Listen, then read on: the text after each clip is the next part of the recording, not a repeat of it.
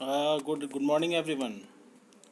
Today जिस topic को हम डिस्कस करेंगे उसका नाम है variation of conductance, specific conductivity, equivalent conductivity and molar conductivity with dilution.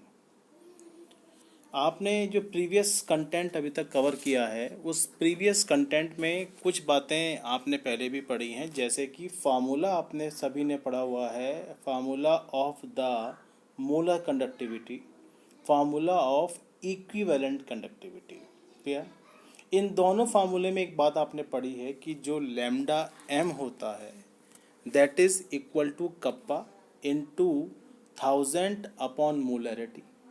अगर मैं इक्विवेलेंट कंडक्टिविटी की बात करता हूँ तो this equivalent conductivity lambda equivalent is equal to kappa into 1000 upon normality. इन दो फार्मूले को केयरफुली ऑब्जर्व करने पर आप क्या नोटिस करेंगे कि जैसे जैसे हम वॉल्यूम इंक्रीज करेंगे, वॉल्यूम इंक्रीज करने का मतलब यहाँ पर क्या है कि दैट इज ऑन डाइल्यूशन। जब हम डाइल्यूशंस करेंगे तो इनकी वैल्यू इंक्रीज होनी चाहिए, इनकी वैल्यू इंक्रीज होगी। रीज़न बिहाइंड, क्योंकि कप्पा जो लैम्डा एम होता है that is equal to kappa into 1000 into upon molarity और नॉर्मेलिटी। इसका मतलब वॉल्यूम इंक्रीज करने पर इनकी वैल्यू भी इंक्रीज होगी।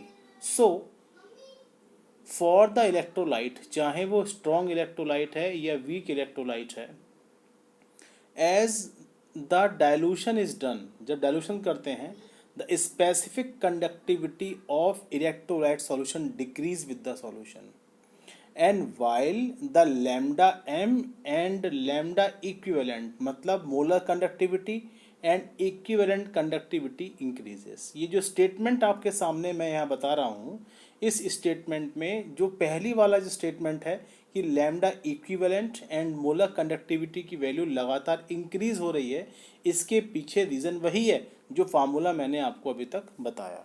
Is it clear?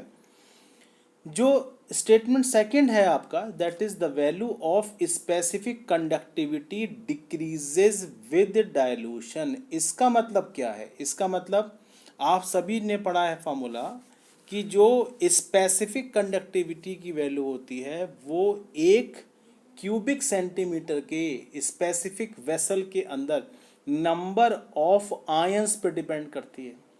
जब आप डाइल्यूशन करोगे, when you will do the dilution, तो नंबर ऑफ आयन इन पर सेंटीमीटर क्यूब वेसल के अंदर डिक्रीज होंगे या नहीं होंगे? और जब आयंस का नंबर डिक्रीज होगा तो अंडरस्टूड है that is the specific conductivity of the solution is decreases. Is it clear? वैसे तो ये टॉपिक आपने फेस में डिटेल में स्टडी करना है, but here we have to discuss the whole topic on the basis of the dilution factor. मतलब हमें केमिस्ट्री पॉइंट ऑफ व्यू से पढ़ना है। अब जो कंटेंट हम यहाँ पढ़ने जा रहे हैं that is the effect of the dilution on this molar conductivity, effect of dilution on this molar conductivity and the specific conductivity. तो याद रखिएगा, स्ट्रॉन्ग इलेक्ट्रोलाइट क्या होते हैं? वो सारे इलेक्ट्रोलाइट जो लिटिल बिट सॉल्वेंट को ऐड करने पर 100% अपने आयंस के अंदर डिसोसिएट हो जाएंगे। On the other hand weak electrolyte are those जिनकी वैल्यू डिपेंड करती है डाइल्यूशन पर। Initially very less quantity of the electrolyte, जैसे मान लीजिए आपने एसिटिक एसिड का एग्जांपल लिया, acetic acid is a weak electrolyte, और जब वीक इलेक्ट्रोलाइट आप एसिटिक एसिड लोगे तो लिटिल बिट वाटर की क्वांटिटी ऐड करने पर वो अपने आयंस में डिसोसिएट करना शुरू करेगा। जब आयंस में अपने अंदर डिसोसिएट करना शुरू करेगा तो इसका मतलब वो क्या बनाएगा? एसीटेट आयन बनाएगा और साथ में H पॉजिटिव आयन की क्वांटिटी बनाएगा। अब आपने, तो इसका मतलब जो दो आयन सॉल्यूशंस के अंदर बन रहे हैं उन आयंस के बेस पर आप कुछ ना कुछ वैल्यू लैम्डा एम्स की कैलकुलेट करोगे। अब आपने और वाटर ऐड किया तो और वाटर ऐड करने पर little more quantity of acetic acid अपने आयंस में टूट जाएगी। इसका मतलब जो लैम्डा एम है इसकी वैल्यू और इंक्रीज होगी एंड सो ऑन। अगर आप और वाटर ऐड करते हैं तो लैम्डा एम की वैल्यू और भी ज़्यादा इंक्रीज होगी। इसका मतलब एक लिमिट हमारी कैसी आएगी जितना क्वांटिटी एसिटिक एसिड की अपने कॉरस्पॉन्डिंग आयंस में टूटनी थी वो टूट चुकी। अब आप कितना भी वाटर ऐड कर लीजिए, इसका मतलब अब लैम्डा एम की वैल्यू इंक्रीज नहीं होगी। मेरी बात समझिए मैं क्या कहना चाह रहा हूँ। लैम्डा एम जो सी यहाँ पर लिखा है ये क्या बता रहा है, ये वो वेरिएबल क्वांटिटी मोलर कंडक्टिविटी की है जो डिपेंड करती है बेसिकली नंबर ऑफ आयंस के ऊपर।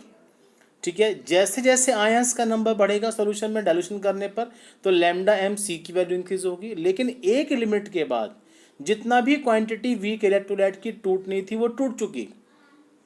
अब मोर क्वांटिटी तो डिसोसिएट नहीं हो सकती, तो इसका मतलब लैम्डा एम जो है इट बिकम्स कांस्टेंट, और जब ये कांस्टेंट हो जाएगा तो आप उसे क्या बोलेंगे, लैम्डा एम इनफाइनाइट, या सिंपली आप उसको लैम्डा एम नॉट से भी इंडिकेट कर सकते हो। इसका मतलब यहाँ पर दो वैल्यू आ रही हैं, एक लैम्डा एम सी और एक लैम्डा एम नॉट, या फिर कह दीजिए लैम्डा एम सी या लैम्डा एम इनफाइनाइट, एक ही बात है। लैम्डा एम इनफाइनाइट कहिए या लैम्डा एम सी बोलिए, दोनों का मतलब एक ही है, एक ही सिंबॉलिक रिप्रेजेंटेशन है। इसको क्या बोलते हैं, that is molar conductivity eight infinite dilution. इसे क्या बोलते हैं, molar conductivity eight infinite dilution. अब मैं बात कर रहा हूँ आपसे स्ट्रॉन्ग इलेक्ट्रोलाइट की, तो स्ट्रॉन्ग इलेक्ट्रोलाइट की जो वैल्यू होती है उसमें जितना भी आप वाटर की क्वांटिटी ऐड करोगे बिगिनिंग से, जितनी भी क्वांटिटी उस स्ट्रॉन्ग इलेक्ट्रोलाइट की अपने आयंस में डिसोसिएट होनी थी वो अपने आयंस में डिसोसिएट हो जाएगी, और जो हमारे पास लैम्डा एम की वैल्यू मिल जाएगी। तो स्ट्रॉन्ग इलेक्ट्रोलाइट के लिए पर्टिकुलरली हमें जो रिलेशन पढ़ना है दैट इज क्या होता है, कोई भी कंसंट्रेशन पर लैम्डा एम की value is equal to lambda M not minus A under root C, and this whole equation known as Debye Huckel Onsager equation. क्या कहलाती है ये, डिबाय हकेल ऑनसेजर इक्वेशन। अब बारी आती है वीक इलेक्ट्रोलाइट के लिए। तो वीक इलेक्ट्रोलाइट के लिए जो कंटेंट आपको पढ़ना है उस कंटेंट का नाम है that is the Kohlrausch law. Clear.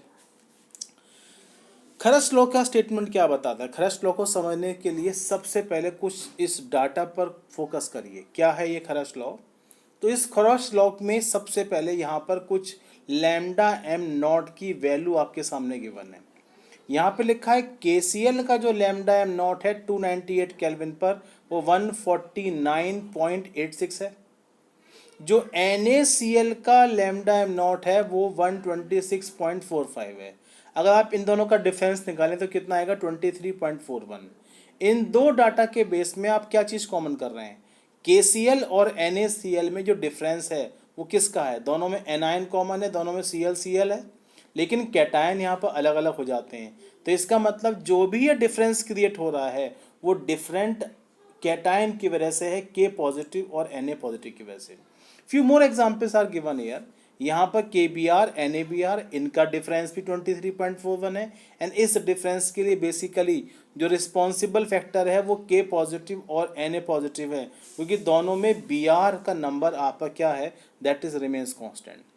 इस वाले केस की अगर मैं बात कर रहा हूँ, यहाँ पर KBr और KCl में यहाँ पर कैटायन कॉमन है, एनायन डिफरेंस है, और इसी वजह से डिफरेंस 2.06 का है। इसका मतलब इन डाटा के बेस पर हम एक बात तो कंक्लूड कर ही रहे हैं, जो लैम्डा एम नॉट होता है, जो भी वैल्यू लैम्डा एम नॉट की है किसी भी टेम्परेचर पर, वो हर कैटायन की वैल्यू पर डिपेंड करती है, चाहे डिफरेंट कैटायन हो चाहे डिफरेंट एनायन हो। इसका मतलब इंडिविजुअली हर कैटायन हर एनायन अपना एक रोल प्ले करता है किसी भी लैम्डा एम के मेजरमेंट के अंदर।